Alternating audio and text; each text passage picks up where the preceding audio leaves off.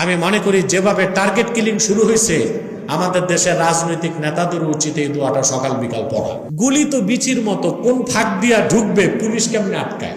কথা বলেন, আটকাতে পারবে? আল্লাহ যদি নিরাপত্তা না দেয় কেউ বাঁচতে পারে? সকালে বিকালে 7-7-14 বার যে পড়বে, কোনো বিপদ 24 ঘন্টা তার কাছে আসবে না। পৃথিবীতে হযরত ইব্রাহিম প্রথমে এই দোয়াটা পড়ছেন, বুখারী শরীফের হাদিস। আল্লাহর হাবিবের সাথ করেছেন, হাসবিয়াল্লাহু ওয়া নি'মাল ওয়াকিল ক্বালাহা ইব্রাহিম হিনা উলকিয়া ফিন্নার।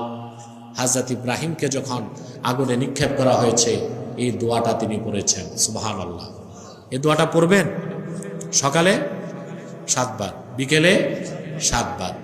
পুরা দোয়াটা হাদিস শরীফে আছে, আমি পড়ি, আপনি শোনেন।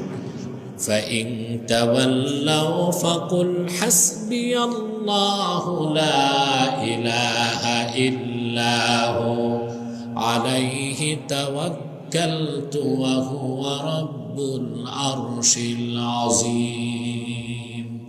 সকালে ফজর নামাজের পরে, সন্ধ্যায় মাগরিবের পরে 7 বার যে বান্দা এই দোয়াটা পড়বে, আল্লাহ তাআলা রহমতের চাদর দিয়া তারে 24 ঘন্টার জন্য ঘেরাও করে দিবে। এমন ভাবে 24 ঘন্টার জন্য সে ল্যামিনেটেড হয়ে যাবে। কোনো জাদু টোনা বান বিপদ আপদ বুলেট বোমা অস্ত্র কোনো কিছুই তার দেহ পর্যন্ত পৌঁছতে পারবে না। বলেন সুবহানাল্লাহ। আমলটা করবেন সকালে কয়বার? সন্ধ্যায় 7 বার পড়েন।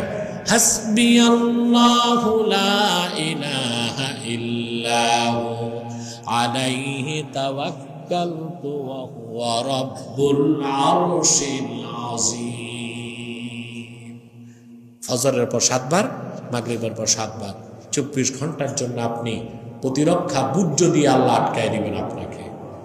কোনো কিছু আপনার শরীরের কাছে আসতে পারবে না। সুবহানাল্লাহ।